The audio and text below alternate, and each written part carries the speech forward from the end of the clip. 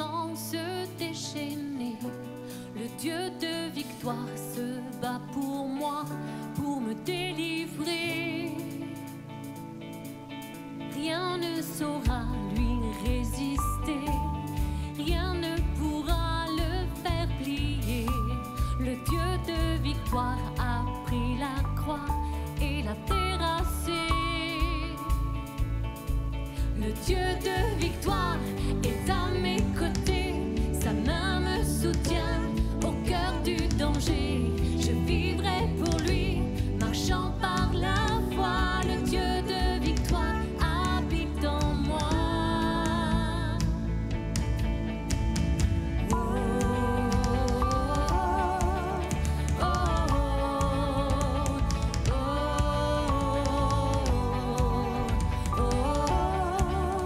oh. Les océans peuvent s'agiter, leurs vagues sur ma vie se briser. Le Dieu de victoire élève sa voix pour tout apaiser. Le Dieu de victoire est à mes côtés, sa main me soutient au cœur du danger. Je vivrai pour lui, marchant par la foi. Le Dieu de victoire habite en moi. Le Dieu de victoire est à mes côtés, sa main me soutient au cœur du danger. Je vivrai pour lui, marchant par la foi. Le Dieu de victoire habite en moi.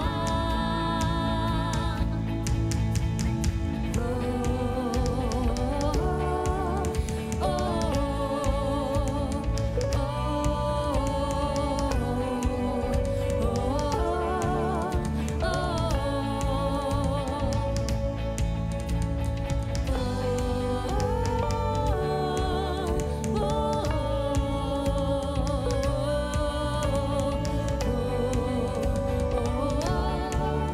oh, le Dieu de victoire, le Dieu de victoire est à mes côtés, sa main me soutient au cœur du danger. Je vivrai pour lui, marchant par la foi. Le Dieu de victoire habite en moi. Le Dieu de victoire est à mes côtés, sa main me soutient au cœur du danger.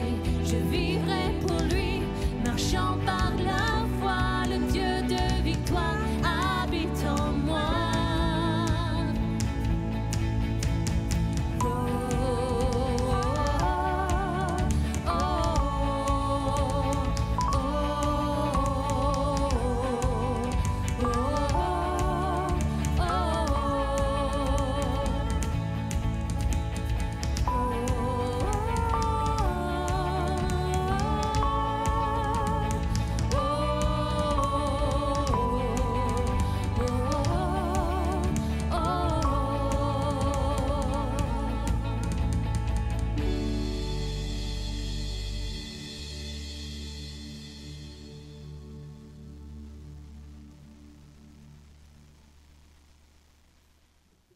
Voilà, très heureux de vous retrouver ce soir encore devant votre écran de smartphone, d'ordinateur, de télévision, pour ouvrir ensemble les pages de l'Évangile, cette bonne nouvelle pour le salut de quiconque veut croire encore ce soir. Et nous allons lire ensemble un extrait de l'Évangile de Luc, chapitre 7, verset 1er, où il est dit, après avoir achevé tous ses discours devant le peuple qui l'écoutait, Jésus entra dans Capernaum. Un centenier avait un serviteur auquel il était très attaché et qui se trouvait malade sur le point de mourir. Ayant entendu parler de Jésus, il lui envoya quelques anciens des Juifs pour le prier de venir guérir son serviteur. Ils arrivèrent auprès de Jésus et lui adressèrent d'instantes supplications, disant « Il mérite que tu lui accordes cela car il aime notre nation et c'est lui qui a bâti notre synagogue. » Jésus, étant allé vers eux, n'était guère éloigné de la maison quand le centenier envoya des amis pour lui dire « Seigneur, ne prends pas tant de peine, car je ne suis pas digne que tu entres sous mon toit. C'est aussi pour cela que je ne me suis pas cru digne d'aller en personne vers toi. Mais dis un mot, et mon serviteur sera guéri. Car moi, qui suis soumis à des supérieurs, j'ai des soldats sous mes ordres. Et je dis à l'un, va, et il va. À l'autre, viens, et il vient. Et à mon serviteur, fais cela, et il le fait. Lorsque Jésus entendit ces paroles, il admira le centenier, et se tournant vers la foule qui le suivait, dit, je vous le dis, même en Israël, je n'ai pas trouvé une aussi grande foi. De retour à la maison, les gens envoyés par le centenier trouvèrent guéri le serviteur qui avait été malade. On prie ensemble un instant. Seigneur, on te bénit pour ta parole. Ce soir, nous désirons qu'elle aille au fond de nos cœurs, qu'elle fasse son œuvre, qu'elle suscite en nous un élan de foi pour trouver auprès de toi guérison, secours, réconfort, assurance concernant le pardon des péchés. Que ta grâce soit avec chacune et chacun. Amen. Amen.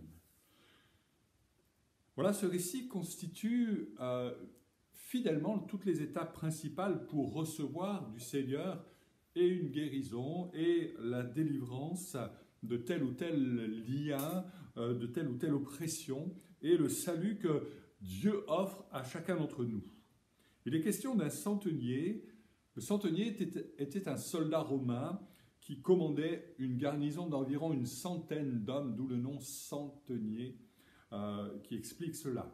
C'était un étranger en terre d'Israël, un homme qui était assimilé à l'envahisseur, un homme méprisé, un homme indésirable. Et cependant, ce qui est bon de comprendre ce soir, c'est que quand bien même cet homme était l'ennemi des Juifs, l'occupant, Jésus va s'arrêter sur son besoin et va désirer aller à sa rencontre, puisqu'il est dit « Jésus alla avec eux ». Et je crois que c'est bon de comprendre que sur cette terre, nous sommes étrangers, que peut-être dans notre culture religieuse, ou pas d'ailleurs, nous sommes comme étrangers. Nous pouvons nous-mêmes être l'objet du mépris parce que, effectivement, dans la réalité de notre vie, nous sommes de ceux qui venons d'une contrée, d'un pays étranger, et nous avons l'impression d'être pas souvent bien reçus, d'être pas souvent acceptés pour qui que nous soyons et ce que nous sommes. Et cependant, devant l'étranger, devant la personne en souffrance par rapport à cette réalité-là, j'aimerais vous dire que Dieu vous aime tel que vous êtes. Il souhaite tourner les regards bienveillants vers vous. Il souhaite votre paix, il souhaite votre bonheur, il souhaite votre intégration à ce qui est son corps, qui est l'Église. Et l'Église est un miracle de Dieu puisque au sein de l'Église, et je pense à l'Église de Limoges comme à d'autres églises, il y a une multitude de nationalités représentées. Et c'est vrai que cela, c'est une gageure de pouvoir vivre ensemble dans la bienveillance, dans l'amour fraternel, alors que nous venons d'horizons tellement différents. Il n'y a que l'œuvre du Saint-Esprit dans le cœur des croyants pour faire cela. Et si je puis vous dire et vous affirmer une chose, c'est que dans l'Église locale, ici ou ailleurs, vous serez les bienvenus, vous serez accueillis, vous aurez la possibilité de vous intégrer au corps de Christ qui est l'Église et de trouver votre place pour servir le Seigneur avec vos particularités, avec vos origines culturelles, sachant que Dieu est au-dessus de tout cela et que ce qui fait la beauté de l'œuvre de Dieu, c'est que justement, bien que différents, nous vivions en harmonie et en paix, les regards fixés sur le Seigneur Jésus-Christ. Ici, nous avons un besoin qui est exprimé. Et c'est bon ce soir de pouvoir réaliser que votre besoin, vous pouvez l'exprimer librement devant le Seigneur. Bien que vous soyez dans votre salle à manger, dans votre cuisine, salon, chambre à coucher, sachez que Dieu est là, présent en esprit, invisible à nos yeux naturels, mais tellement présent lorsque l'on tourne vers lui un regard de foi. Et ce soir, c'est ce qui est demandé à chacun de nous au travers de ce qui est exprimé là, où nous avons un besoin concernant le serviteur de ce centenier. Il est dit que ce besoin a été urgent, puisque lorsque Jésus est interpellé, il est malade, cet homme, ce serviteur est malade sur le point, dit le texte, verset 2, sur le point de mourir. C'est un besoin de première urgence qui est exprimé. Il est sur le point de mourir, mais dites-vous bien que d'un point de vue spirituel, tel que l'enseigne le Nouveau Testament, nous ne sommes pas sur le point de mourir, mais nous sommes déjà morts. La Bible dit, nous étions morts par nos offenses. La Bible affirme que par un seul, le péché est entré dans le monde, et par le péché, la mort. Ainsi, la mort a passé sur tous les hommes, parce que tous ont péché. C'est l'épître de Paul aux Romains, chapitre 5, verset 12, qui affirme cette réalité-là. C'est pourquoi votre salut, votre délivrance, eh bien, n'est pas une affaire à reporter au lendemain. C'est une affaire de toute urgence. C'est aujourd'hui, pendant qu'il est temps, alors que vous entendez la voix du Seigneur au travers de ce message, qu'il faut vous approcher de lui par la foi. Êtes-vous sur le point de mourir? Êtes-vous déjà empêtré dans la réalité de la mort spirituelle causée par le péché? Eh bien, le Seigneur veut vous faire grâce. Le Seigneur veut vous délivrer.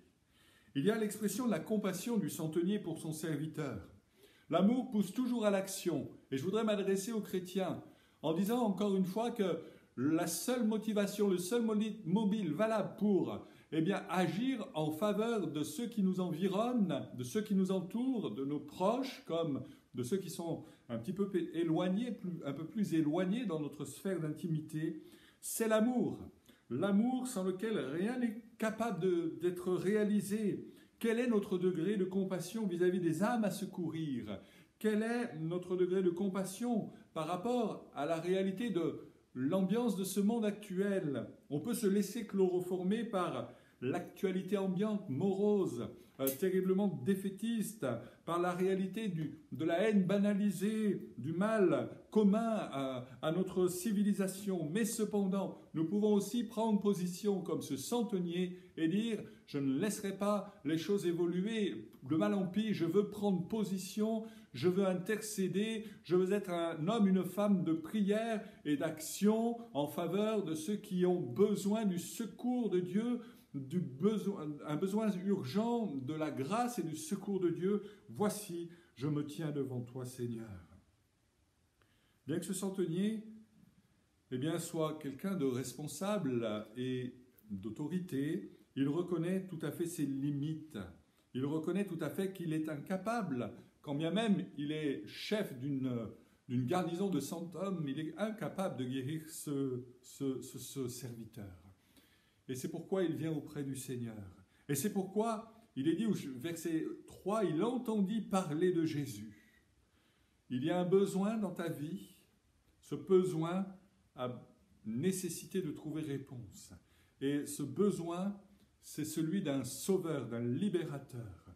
Ne reste pas dans la position figée de rester assis, prostré à ta place, ayant entendu parler de l'amour de Dieu, et de dire les choses vont passer, vont évoluer ou pas d'ailleurs, mais maintenant agis, décide de te lever, décide de te diriger vers le Seigneur Jésus. Il y a quelques années, une association caritative nationale avait ce slogan « Bouge ton cœur ». Et j'aimerais te dire que ce soir, bouge ton cœur en direction du Seigneur, ouvre ton cœur à la grâce et à l'amour de Dieu. Les Juifs vont faire un éloge vibrant de ce centenier en disant « il est digne ». Il est digne. Je me souviens d'une visite, il y a de cela bien des années, dans la ville de Marmande, d'une femme qui avait entendu parler par une chrétienne de l'amour de Dieu et qui avait demandé une visite et qui a pu me dire dans la conversation « avec tout le bien que j'ai fait autour de moi dans cette ville, le bon Dieu m'ouvrira bien la porte du ciel ».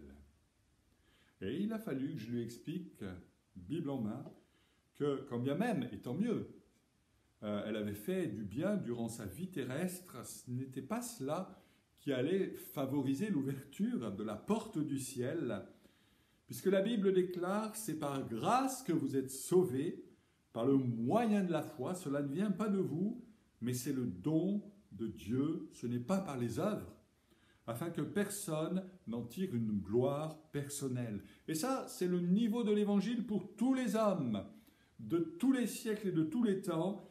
Nous n'avons aucun mérite à recevoir la bonne nouvelle et le salut de Jésus-Christ. Ce n'est pas parce que ce centenier, aux yeux des Juifs, est digne parce qu'il a eu la bonne idée de construire la synagogue, qu'il était bienveillant vis-à-vis du peuple juif, ce n'est pas à cause de cela même que Jésus va vouloir intervenir, mais c'est en raison de la foi du cœur qu'il va vouloir agir. Tant mieux si tu fais le bien autour de toi. Mais cela ne suffit pas à laver la réalité du péché qui t'habite. Il faut plus que cela. Il faut recevoir le cadeau, la faveur imméritée, la grâce de Dieu que Jésus incarne encore pour toi ce soir. Le centenier lui a saisi la conduite à tenir.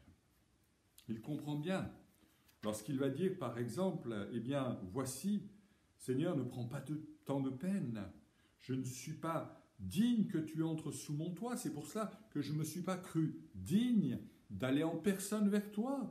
Il reconnaît son indignité, il reconnaît sa petitesse, si je puis dire. Il reconnaît que ce n'est pas en allant avec ses titres, ses diplômes, ses médailles qu'il va pouvoir susciter l'intérêt de Jésus-Christ, mais simplement dans l'humble reconnaissance de sa nature profonde, de son besoin profond. La conviction de péché que suscite le Saint-Esprit dans ton cœur est le point de départ qui peut t'amener loin dans les voies de Dieu, qui peut t'amener à repartir à zéro avec, pour appui et secours, le Seigneur Jésus qui va cheminer avec toi pour le restant de ta vie. Il y a un point de départ, c'est cette repentance, c'est ce besoin de reconnaître que sans lui nous sommes perdus, que ce n'est pas par nos facultés humaines que nous arriverons à quoi que ce soit dans le domaine spirituel, que nous avons besoin de lâcher prise et de reconnaître que sans lui nous sommes perdus, égarés, et nous avons besoin de son secours et de sa grâce. C'est la repentance. La repentance est une tristesse selon Dieu qu'on ne regrette jamais et qui conduit sur le sentier de la vie éternelle. Et cette repentance-là, elle est pour toi maintenant. La foi est le moyen de saisir le salut. Mais dis seulement un mot, Seigneur, et mon serviteur sera guéri. J'en ai la conviction, j'en ai la foi, la certitude absolue. Je ne vois pas encore cette chose arriver, mais elle est là déjà présente. Dans la foi, je la proclame, cela se produit. Je saisis, Seigneur, que tu es celui qui a toute autorité sur la maladie, sur les liens que le diable a voulu mettre dans ma vie. Je comprends, je saisis que tu es la source la plus prodigieuse et abondante de satisfaction, alors que maintenant même je suis dans le désarroi, je suis dans la peine, je suis dans la souffrance. Tu es ma paix, je le proclame avec assurance, tu es ma joie, tu es ma paix intérieure, tu es mon secours et mon libérateur. Annonce et proclame ce soir cette réalité-là. Ne le dis pas à demi-mot, mais prends position et maintenant même comprends que c'est cette foi qui va te permettre de voir la main de Dieu se poser sur toi. La foi nous assure le pardon de nos péchés. Tous les prophètes rendent de lui le témoignage que quiconque, tu peux mettre ton prénom, quiconque croit en lui, reçoit par son nom le pardon des péchés. Acte 10, verset 43. Quiconque croit en lui reçoit en son nom le pardon de ses péchés. Par la foi, nous pouvons recevoir la guérison.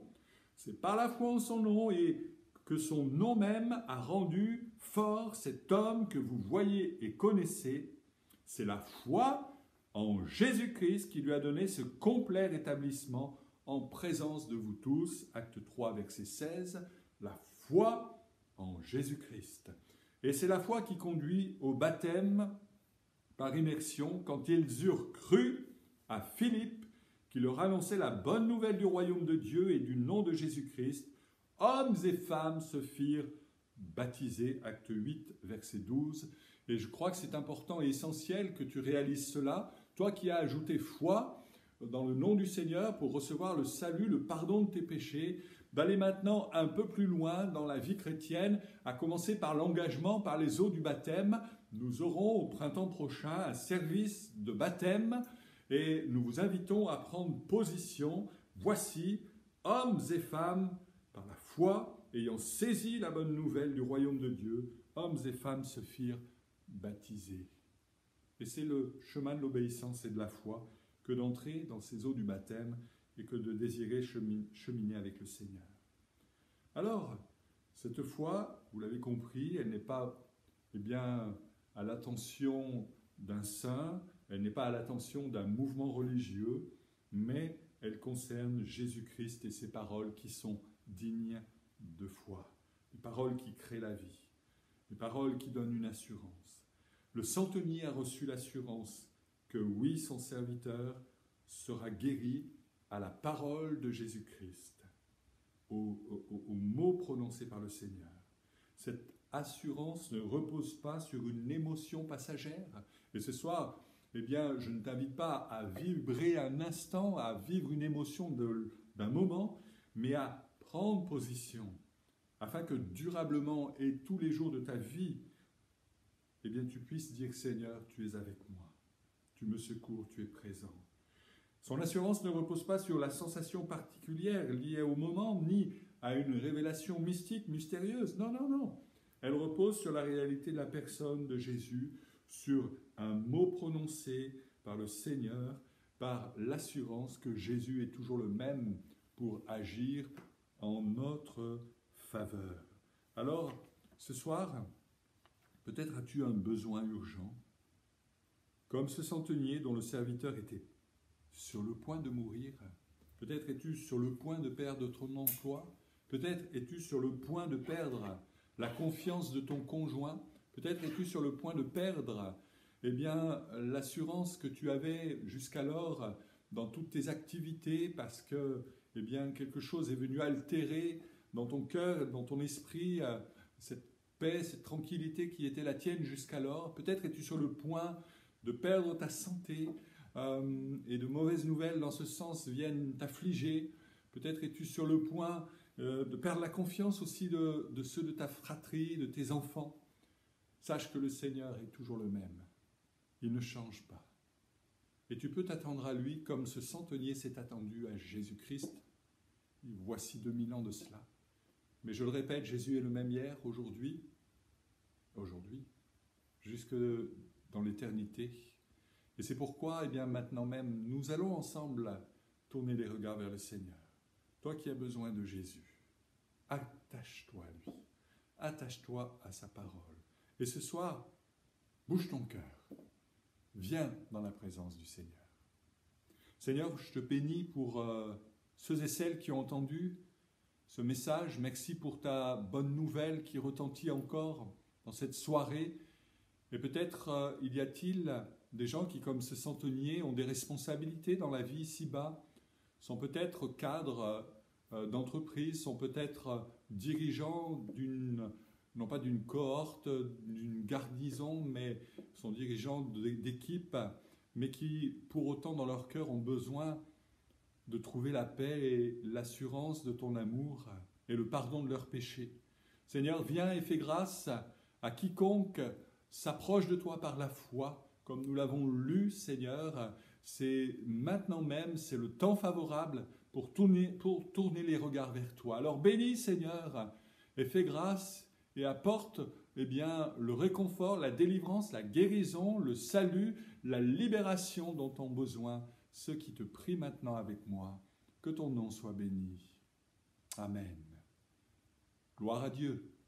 Voilà, avant un dernier chant, je vous rappelle que nous avons nos rencontres tous les dimanches matins en présentiel à l'église Source de Vie de Limoges, au 59 rue Nicolas Appert, en zone nord de Limoges, à 9h et à 10h30 sur inscription sur le site addlimoges.com. Et puis les mardis soirs 20h, nous nous retrouvons sous format numérique comme ce soir même. Que Dieu vous bénisse, que Dieu vous garde. À très bientôt.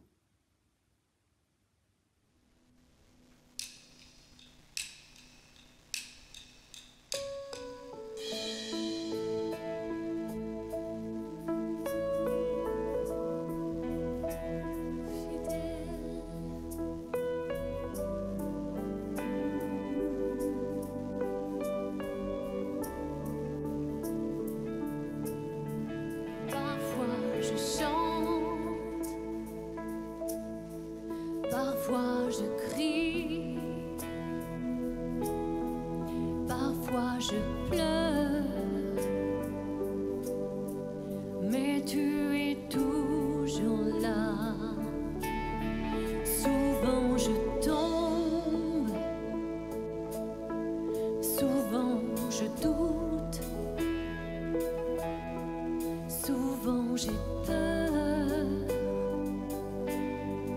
mais tu es toujours là. En tout temps, tu es. En tout temps, tu es.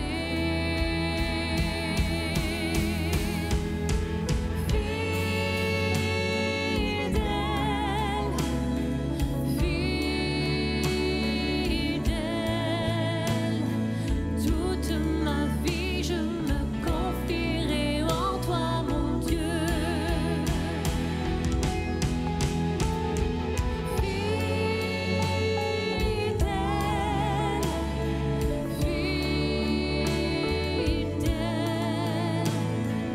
Toute ma vie, je me confierai en toi, mon Dieu. Toujours présent, toujours le même, toujours amour. Tu es si grand pour moi. Dieu, tu es là. Dieu, tu